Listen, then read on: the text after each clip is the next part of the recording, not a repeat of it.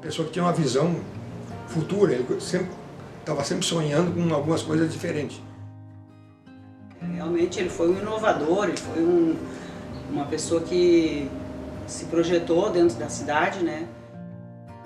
Uma visão de estar à frente do seu tempo. Eu sempre tive muito orgulho, assim, né, de ver ele, ouvir, ele conversava muito bem. Dificilmente ele não convencia alguém de um argumento. O homem em questão se chama Paulo Sérgio Gusmão, nascido em 8 de dezembro de 1924 em São Leopoldo, Rio Grande do Sul, e que viria a se tornar uma pessoa a causar um grande impacto no município de Novo Hamburgo e na região do Vale dos Sinos. Desde jovem, já expressava seu gosto por desenho, produzindo charges e escrevendo histórias. Nesse momento, nasceu uma grande história.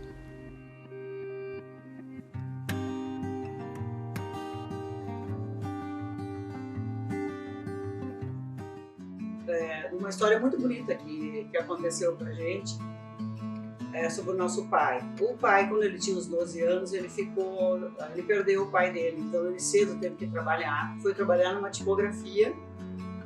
E ali na tipografia, montando as letrinhas para fazer textos, né, de rótulos de garrafa, que eles faziam rótulos de garrafa, assim, a Guaraná, o vinagre Weiman, tudo que tinha ali em São Leopoldo, eu não lembro bem, mas ele contava para a gente quando a gente era criança. E ali ele pegou, vamos dizer assim, desenvolveu uma paixão que ele tinha por esse lado da propaganda, né? E ele começou a fazer um livretinho pequeno e ele ia nas lojas de São Leopoldo, caminhando pelas lojas e oferecendo para as lojas: olha, eu vou fazer um jornalzinho pequeno, vocês não querem botar anúncio? E as pessoas pagaram, investiram nele, acreditaram no trabalho. Ele voltava lá para a tipografia e fora do horário de trabalho dele, ele montava os textos e colocava aquelas propagandas, né? Depois, quando o jornalzinho estava pronto, ele ia devolver para as lojas que tinham investido nele, vendia na rua também e ganhava algum dinheiro em cima disso. Paulo Sérgio Gusmão, aos 17 anos, decide mudar de área, optando então pelo jornalismo e assim dando início ao seu primeiro jornal, o Record, contendo apenas 8 páginas e mais de 1000 exemplares de tiragem. Minha opinião sempre estava à frente do tempo dele em relação principalmente às questões da visão de mundo, da visão tecnológica, né? Então, muito antes de se falar em computador, né, ele já pensava nisso no sentido de computador pessoal, de existir um computador e as empresas, grandes organizações já tinham computadores, mas de uma maneira geral o computador pessoal estava muito distante, né? E ele sempre buscou isso como um entendimento. No projetos juntamente com a Prefeitura de Novo Hamburgo, fazer o projeto agora, que era levar o computador para a sala de aula, né? Então ele vislumbrou isso, que o futuro da educação passava por ter computadores na sala de aula. Então buscava recursos da Prefeitura, de instituições, para financiar a implantação de computadores nas escolas municipais de Novo Hamburgo, né? Mais tarde, em 1957, Paulo, juntamente com seu irmão Mário Alberto Gusmão, fundam um novo jornal em São Leopoldo, o jornal então conhecido como Jornal SL. Eu lembro, assim, alguma coisa nesse tempo do SL em São Leopoldo, quando eu tinha 9 anos, meu pai num determinado dia, era jornal semanal, saía só em sextas-feiras, ele me deu uma pilha de jornais e disse: olha, aqui na Independência está aqui um cartãozinho com o número das casas que tu vai ter que entregar esse jornal. Eu não gostei muito, eu saí meio chorando, meio reclamando, mas saí, peguei o pacote e fui pelo resto da Independência, fui entregando. Chegou no final da entrega lá, ele estava lá esperando de carro com a mãe, e aí o que tu achou? Ah, gostei, acho que eu quero continuar a fazer isso aí.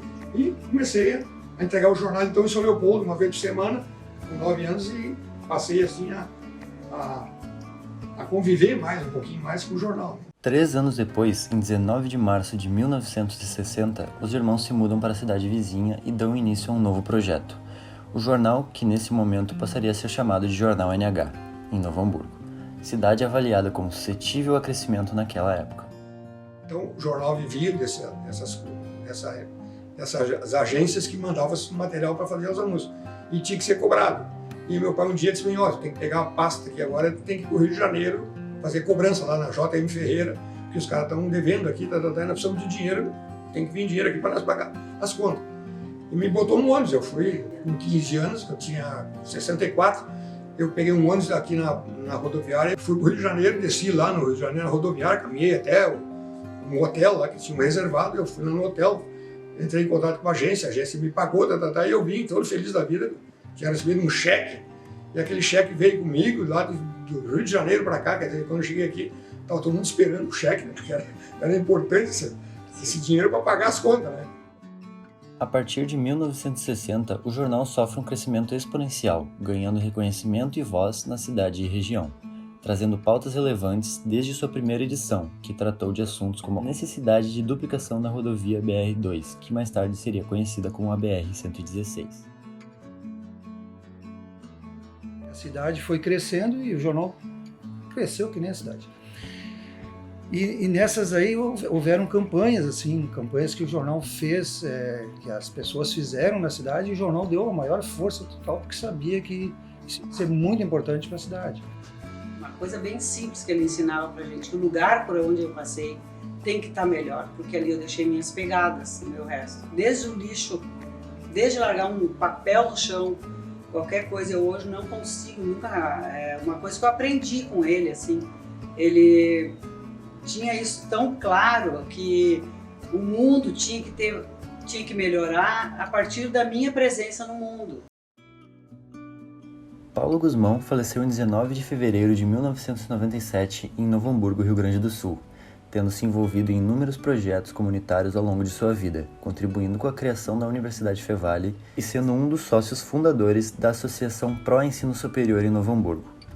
Atualmente, a Escola Municipal de Educação Infantil carrega seu nome em sua homenagem, assim também como a biblioteca, localizada no Campus 2 da Universidade Fevale.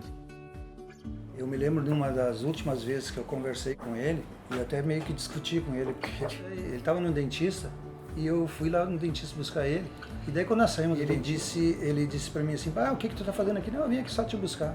E aí nós começamos a andar por Hamburgo Velho, ali pela Maruíce de Cardoso, dava ainda para ver a cidade em cima, assim, sabe? Não tinha tanto edifício, de vez em quando tu via. E ele estava muito chateado, e ele disse, eu não consegui fazer o que eu gostaria de fazer. Eu fiz muito pouco do que eu gostaria. Daí eu parei o carro, pedi para ele olhar para a cidade e disse assim, quando o senhor chegou na cidade, tinha 2 edifícios. O senhor olha agora o progresso que traz isso aqui. Muito tem a ver com o teu trabalho, o trabalho do Grupo Sinos, o Jornal LNH principalmente. E ele já estava assim, achando que se o senhor não tivesse feito nada, não tinha Novo Hamburgo, não existia. Vocês fizeram um grande trabalho, um trabalho enorme, um trabalho de um jornal sério, um jornal que ajudou a comunidade, que ajuda as pessoas. E aí o senhor veio com essa conversa de dizer que não fez o que o senhor fez. Eu acho que o senhor fez bastante coisa para a cidade.